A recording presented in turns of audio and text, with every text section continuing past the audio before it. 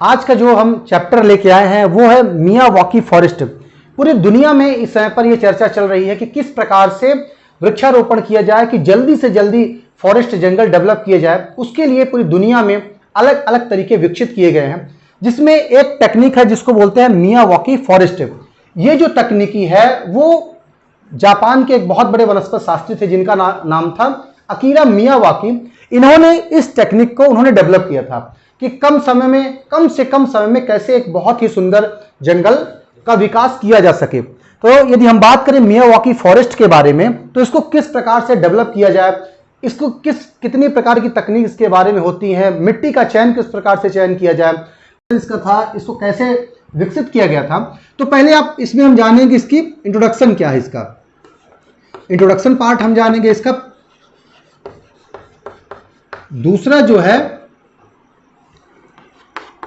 दूसरा इसमें है how to select a land. How to select land, हम जमीन को किस प्रकार से उसका चयन करें, हम उस जगह पे जहां हमें यह कार्य करना है। फिर इस पूरे कार्य को हमें कैसे करना है, हाउ टू ऑपरेट।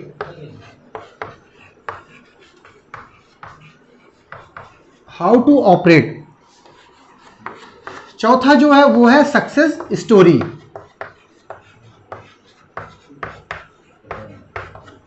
जिसमें हम देखेंगे कि इसका शुरुआत भारत में किस प्रकार से की गई और भारत में इसका इतिहास क्या रहा है। दूसरा यह है कि हम किस जमीन में कब हमें लगाना है, कैसे डेवलप करना है, यह हमें देखना है। तीसरा जो हमारा भाग है वो हाउ टू ऑपरेट, इस कार्य को हमें करना कैसे है यह हमें देखना है। चौथा जो है सक्सेस स्टोरी, इसके बारे में कैसे कैसे कार्य किए गए थे। तो यदि हम बात करते हैं इसके इंट्रोडक्शन के बारे में तो सभी लोग जानते हैं कि जब अधिक से अधिक वृक्षों का कटाव होना शुरू होने लगा और ग्लोबल वार्मिंग बढ़ने लगी तो छोटे छोटे शहरों में जंगलों का कैसे विकास किया जाए, उसके लिए अकीरा मियावाकी ने यह तकनीक की शुरुआत की थी। भारत में इस प्रकार की तकनीक नेचुरल तरीके से, इकोलॉजिकल तरीके से जो फॉरेस्ट उगाने की तकनीक है, कई लोग अपने अपने कॉन्सेप्ट दिए हैं, लेकिन मियावाकी को लेकर के बेंगलोर में जो शुभेंदु शर्मा है उन्होंने काफ़ी अच्छा काम किया है। तो इसके बारे में काफ़ी काम हो चुका है और कई लाख हेक्टेयर जो जमीन है उसमें मियावाकी फॉरेस्ट के तहत जंगल का विकास किया जा चुका है। अब हम बात करते हैं, मान लीजिए कोई आपकी जमीन है, कोई लैंड है, तो उसमें आप किस प्रकार से आप शुरुआत करेंगे मियावाकी फॉरेस्ट की। मान लीजिए कोई शहर का क्षेत्र है, मान लीजिए वो क्षेत्र है 30 बाई 30 का है, मान लीजिए ये आपका मान लीजिए क्षेत्र है 30 बाई 30 का आपका क्षेत्र है, 30 फीट, ये आपका 30 फीट ये पूरा हो गया एरिया। मान लीजिए कोई भी एरिया है उसके आधार पे आप चयन कर सकते हैं। इस एरिया को आपको मान लीजिए मियावाकी फॉरेस्ट आपको बनाना है। ये पूरा क्षेत्र है जिसको मियावाकी फॉरेस्ट के अंतर्गत आपको लाना है। ये आपको समझ में यदि आ रहा होगा तो क्या हुआ इसके बारे में कि उस लैंड को आप सेलेक्ट करेंगे, पहले तो आपको पता होना चाहिए किस जियोग्राफिकल एरिया में, किस भूभाग में आप उसको विकसित कर रहे हैं। आपको यह भी जानकारी होनी चाहिए कि उस क्षेत्र के जो लोकल पौधे हैं, लोकल जितने पर अलग अलग पौधे हैं, चाहे फल वाले पौधे हों, चाहे वो फॉरेस्ट्री के पौधे हों, चाहे वो क्लाइंबर पौधे हों, फ्लावर्स के हों, ये सारे कॉम्बिनेशन में जो उस क्षेत्र के लोकल फॉरेस्ट में या क्षेत्र में उगते हैं उसकी हमें पहचान होनी चाहिए। दूसरी बात, हमें ये पता होना चाहिए कि जब भी हम कोई जंगल का विकास करते हैं तो एक स्पीसीज, एक प्रजाति को हमें वहां नहीं रखना है। हमें अधिक से अधिक, यहां तक तो 36, 40 के आसपास भी अलग अलग प्रजातियां यदि हमें मिल जाती हैं तो भी बहुत अच्छा है, लेकिन छोटी सी जगह में जितना अधिक से अधिक हम प्रजातियों को चुन सकें वो ज़्यादा अच्छा रहता है। तो इसमें आप देखो कि हमने क्या किया, सबसे पहले 30 फीट का हमें एरिया मिल गया। फिर हमें क्या करना है, वो जो लैंड आपकी है, जमीन है, हम पता करें वो कैसी जमीन है। मान लीजिए वो जमीन आपकी बहुत ज़्यादा पथरीली जमीन है, तो हमें क्या करना है उस जमीन में कि हमें क्या करना है 2 फीट के आसपास हमें खुदाई उसकी करवानी है।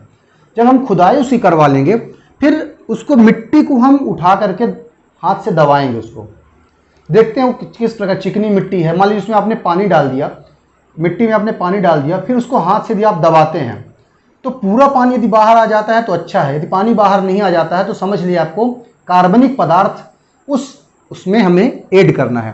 तो आप क्या करिए, यदि आपकी जमीन बहुत पथरीली है तो उसमें आप धान का जो पैडी का पुआल होता है या धान का भूसा हो गया, सूखे पत्ते हो गए, ये सारी चीजें ला करके आपको यहाँ डाल देना है और मिट्टी को ऊपर नीचे पूरी तरीके से आपको कर देना है। जब आप पूरी प्लानिंग कर लेंगे, फिर आपको जो वृक्षों की श्रृंखला किस प्रकार से आप यहाँ लगाएंगे, तो यहाँ हमें ध्यान रखना है कि सबसे पहले या बाद में 3 श्रृंखला होनी जरूरी है। पहले तो हमारे सबसे बड़े पौधे होने चाहिए जो छाया देने वाले होते हैं। सबसे पहले हमें, जैसे मान लीजिए आपका हो गया, ये पौधे हो गए, दूसरे जो हैं वो थोड़े छोटे साइज के हो गए, और तीसरे और छोटे साइज के हो गए। इस कॉम्बिनेशन में आपको पौधे लगातार लगाने हैं, ये आपको ध्यान रखना है। मतलब एक छोटे पौधे हों, बड़े पौधे हों, फिर उससे मध्यम आकार के पौधे हों, इस कॉम्बिनेशन में आपको पौधे लगाने हैं।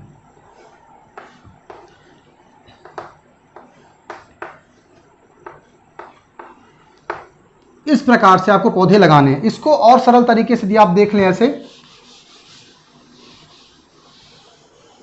उसमें पौधे, जैसे मान लीजिए प्लांट्स ऐसे आपने लगा दिया,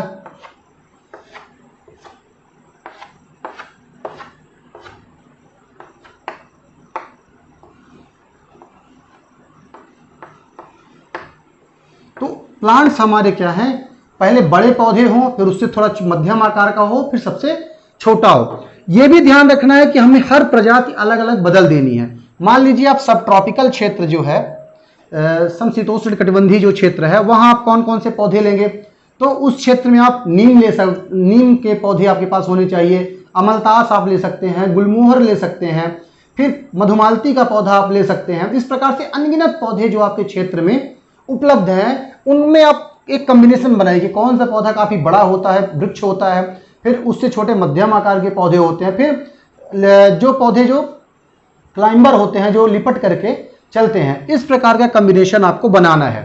दूसरी बात आपको ध्यान रखना है कि जब मियावाकी में हम फॉरेस्ट जंगल लगाते हैं, तो पौधों से पौधों की दूरी बहुत कम हम रखते हैं। 4 फीट से 5 फीट से ज्यादा हम पौधों की दूरी हम नहीं रखते हैं। तो कम से कम दूरी में आपको पौधों को लगाना है। दूसरी बात आपको यह ध्यान रखनी है कि पौधों को हमें अधिक से अधिक हमें सपोर्ट देना है। प्लांट्स को हमें सपोर्ट देके उन्हें हमें बांध देना है। पौधों को काफी पास पास दूरी रहेगी, लेकिन पौधों को हमें सपोर्ट देने की आवश्यकता है। उनको एक कोई भी बड़ा डंडा आपको गाड़ना है, उसके सपोर्ट दे देना है उसको, जिससे पौधे जमीन में गिरे ना। और यदि हो सके तो यदि स्प्रिंकलर फव्वारा सिस्टम है सिंचाई का, उसको यदि हम कर देते हैं तो सिंचाई भी बहुत अच्छे से होती है। पौधे, यदि हम मान लीजिए पौधों को ग्रो कैसे करेंगे, तो कोशिश करिए कि उस क्षेत्र के पौधों को बीजों के द्वारा आप उसी लोकेशन में, उसी क्षेत्र में आप उन पौधों को उगाएं। पहले नर्सरी बनाएं, उसमें पौधों को उगाएं, और इसके बाद मिट्टी को अच्छा आप बना लें, वहां ऊपर नीचे मिट्टी को अच्छे से पलट लें, उसमें ऑर्गेनिक मैटर ऐड कर दें, और अच्छी सड़ी खाद भी हो आपके पास, वर्मी कंपोस्ट हो या गोबर की सड़ी खाद हो, उसको भी आप फील्ड में डाल दें। इसके बाद गड्ढे खोद करके 2-2 फीट के गड्ढे, 1.5 फीट के गड्ढे आपको खोद लेना है, और 3 से 4 फीट की दूरी पे पौधों को आपको लगाना है। ये याद रखना है कि पौधों से पौधों की दूरी 4 से 5 फीट से ज्यादा बिल्कुल ना हो। और दूसरी बात, प्रजातियां, जैसे मान लीजिए आपने यहां लगा दिया, मान लीजिए नीम है, ठीक है, आपके पास यहां आपकी नीम हो गई। नीम के बाद यदि आप कौन सा पौधा लगा सकते हैं, मान लीजिए आपने बहेरा का पौधा जो होता है, आपने बहेरा लगा दिया, तो तीसरा पौधा आप ऐसा लगाइए, जैसे अपने क्षेत्र में धवा होता है, विंध्य क्षेत्र के जंगल में, सतपुड़ा के में धवा होता है। नीम, बहेरा, धवा, और जो लिपटने वाली गुड़मार है उसको फिर आप दे सकते हैं, गुड़मार आप दे सकते हैं। एक पौधा विंध्य क्षेत्र में होता है बरारी, लिपटने वाला होता है, क्लाइंबर होता है, इसके फल होते हैं। इस प्रकार से जैसे मान लीजिए नीम, बहेरा, धवा, गुड़मार, बरारी आपने दे दिया, तो तीसरे तरफ आप क्या दे सकते हैं, मान लीजिए आपने दे दिया अर्जुन का पौधा दे दिया, अर्जुन अलग प्रजाति है। फिर आप दे दीजिए अमलतास, कैसिया फिस्टुला दे सकते हैं, अमलतास आपने दे दिया। अर्जुन बहुत बड़ा होता है, अमलतास उससे थोड़ा छोटा पौधा होता है। फिर आप मधुमालती, इस क्षेत्र का पौधा होता है, जिसको क्विस्पेलिस इंडिका आप बोलते हैं, मधुमालती आप दे सकते हैं,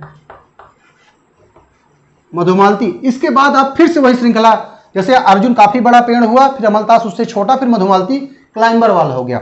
इसी प्रकार से यही श्रृंखला आप अपना सकते हैं, लेकिन ध्यान रखना है हमें सेम प्रजाति, सिंगल प्रजाति हमें नहीं लगानी है।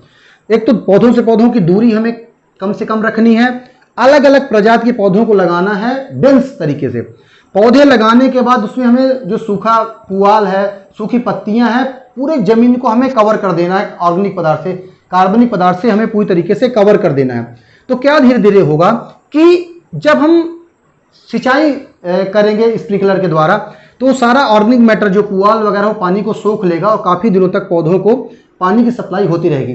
धीरे धीरे वही जो पुआल है और सूखे पत्ते हैं वो भी डिकम्पोज हो करके वो आपके ह्यूमस में कन्वर्ट होने शुरू हो जाएगी, ह्यूमस बननी शुरू हो जाएगी, और सॉइल का जो पीएच है, सॉइल की इलेक्ट्रिकल कंडक्टिविटी है, सोडिसिटी है, ये सारी बहुत अच्छी होना शुरू हो जाएगी।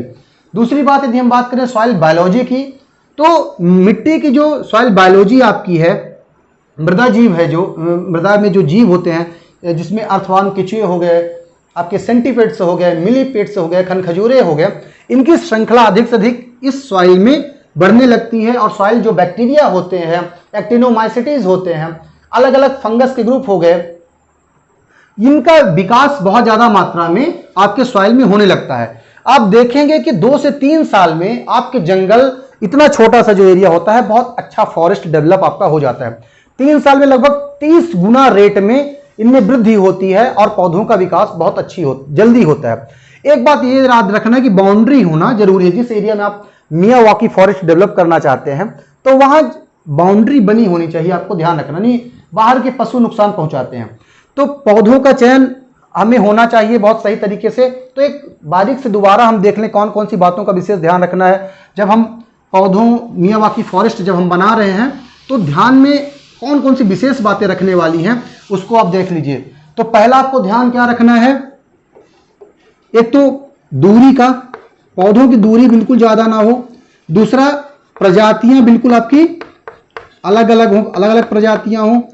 तीसरा आपको क्या है, पौधों को मान लिया आपने रोपाई, ट्रांसप्लांटिंग कर दिया पौधों की, उसके बाद सूखी मल्चिंग, सूखी मल्चिंग, मल्चिंग आपकी बहुत जरूरी है, बिना मल्चिंग के काम नहीं होगा।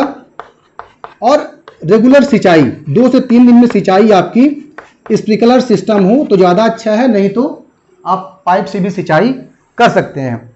इस प्रकार से यदि आप पौधे लगाते हैं तो बहुत जल्दी आपका फॉरेस्ट डेवलप आपका हो जाता है और इसको तैयार करना बहुत ही आसान होता है। एक बात और ध्यान रखना है कि कोशिश करिए कि जो पौधे आप तैयार करें तो उन्हें आप बीजों के द्वारा, सीड के द्वारा तैयार करें, और जिन पौधों को आप बीज के द्वारा नहीं तैयार कर सकते तभी उन्हें कटिंग के द्वारा या लेयरिंग के द्वारा आप उनको तैयार करें। तीसरी बातें आपको ध्यान रखने वाली क्या है कि जब मियावाकी फॉरेस्ट 2 से 3 साल में वो डेवलप हो जाता है तो ऑटोमेटिक हर प्रकार के पशु पक्षी आने आपके उसमें शुरू हो जाते हैं। अब पक्षियों की अलग अलग प्रजातियां आ जाती हैं, अलग अलग कीट पतंगे जो हैं वो आने शुरू हो जाते हैं और बहुत ही अच्छा इकोसिस्टम तैयार हो जाता है।